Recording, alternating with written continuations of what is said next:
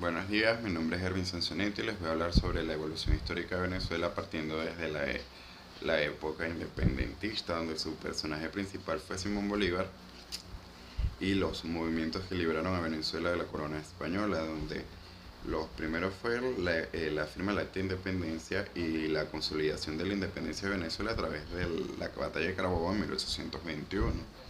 Bolívar promovió el proyecto La Gran Colombia uniendo varios países suramericanos. Sin embargo, este proyecto fue disuelto por grandes líderes de Perú, Chile, Ecuador, Bolivia y Colombia que buscaban que cada estado tuviera su independencia, es decir, consolidados como una nación como tal.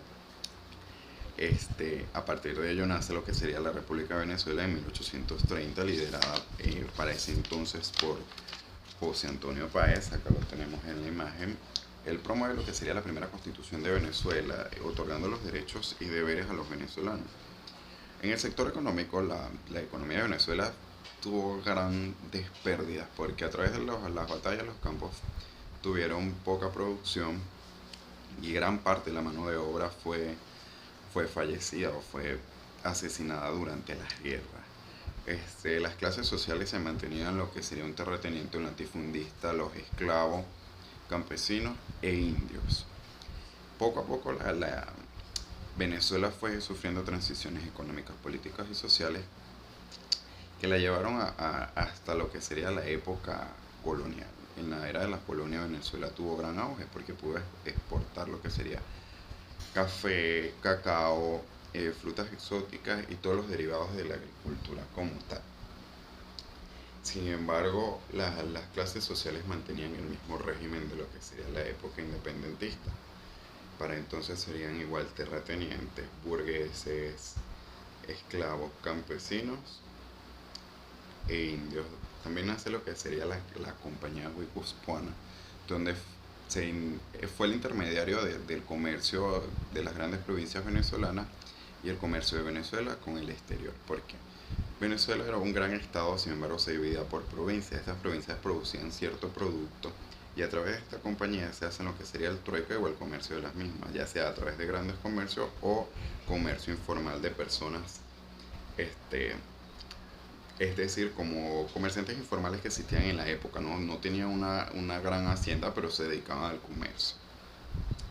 Después de esto surge lo que es la guerra federal, una de las guerras más largas y que dejó más muertos en Venezuela gracias a los dos partidos que eran los conservadores y los liberales, porque unos buscaban un sistema de gobierno parecido a lo que es la colonia española y otros buscaban darle poder al pueblo o un sistema de gobierno liberal donde se promoviera la inclusión social de lo que sería la sociedad venezolana.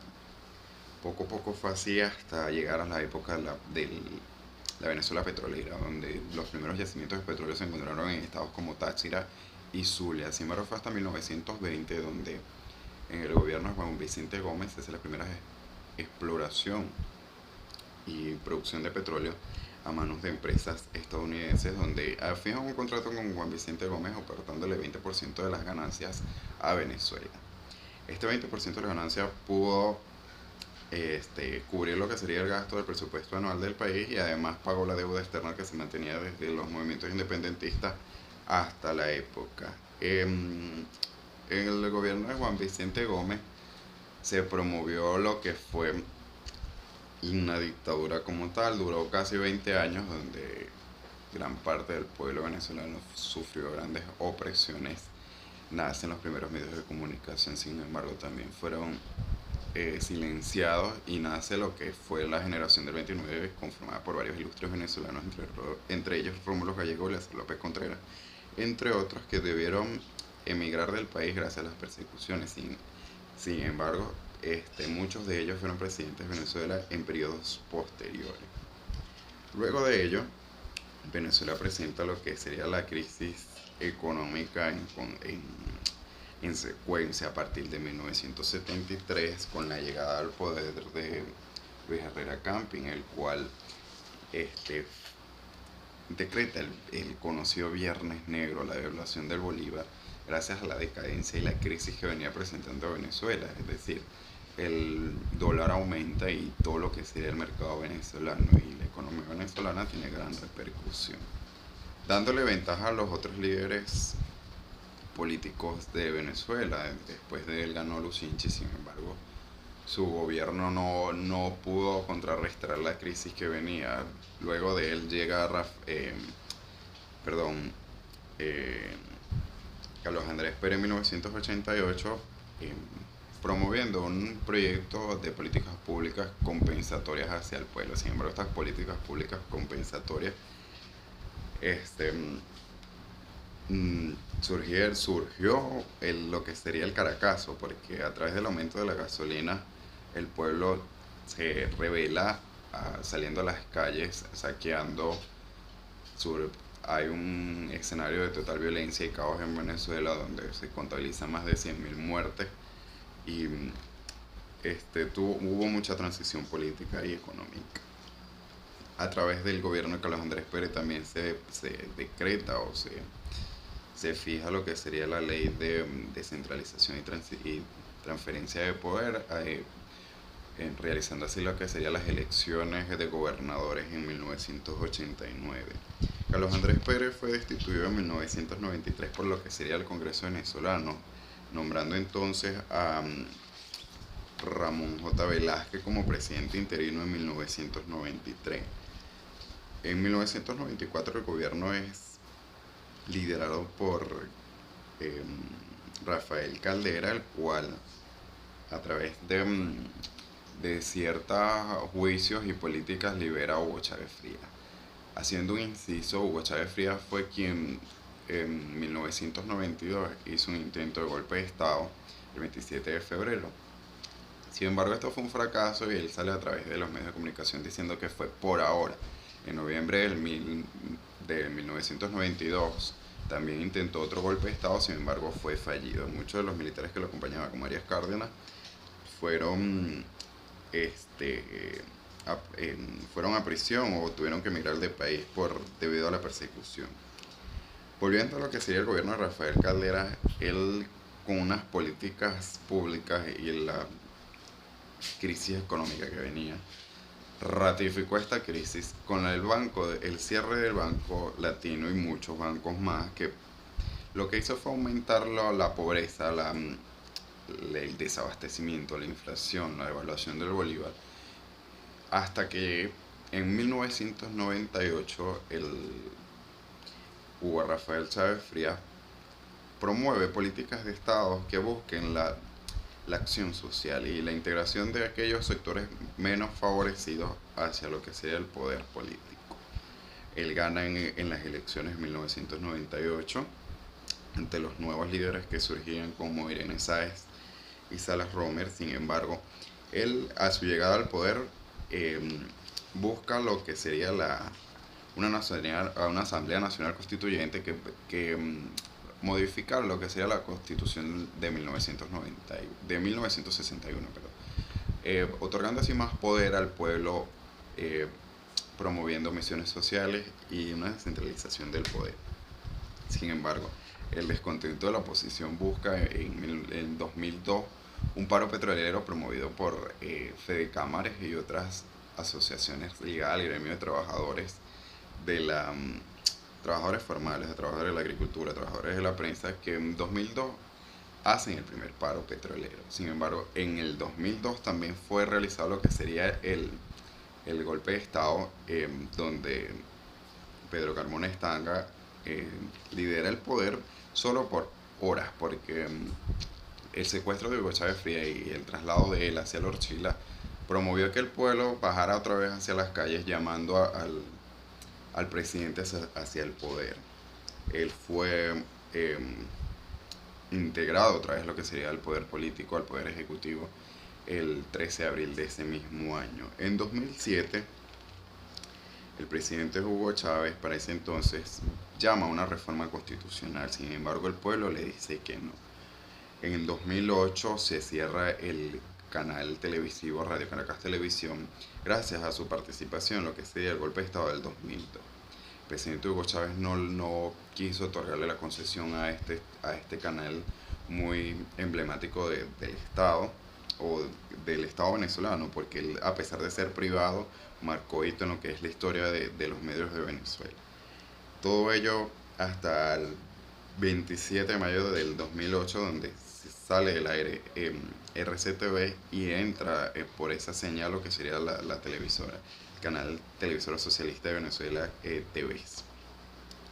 Luego de ello, en 2011, el presidente Hugo Chávez, con un dolor en la rodilla, empieza a tener ciertos malestares. De allí se diagnostica su cáncer y poco a poco fue desmejorando su condición. Pasó 2011, 2012 hasta el 2013, que un 5 de marzo fallece. Sin embargo, el 28 de lo que sería a partir del 21 al 28 de diciembre del 2012, su enfermedad fue en estado crítico, lo que pues, produjo que Hugo Chávez se trasladara hacia la isla de Cuba. Luego de ello lo traen hacia Venezuela en enero de 2013 para fallecer en marzo del mismo año.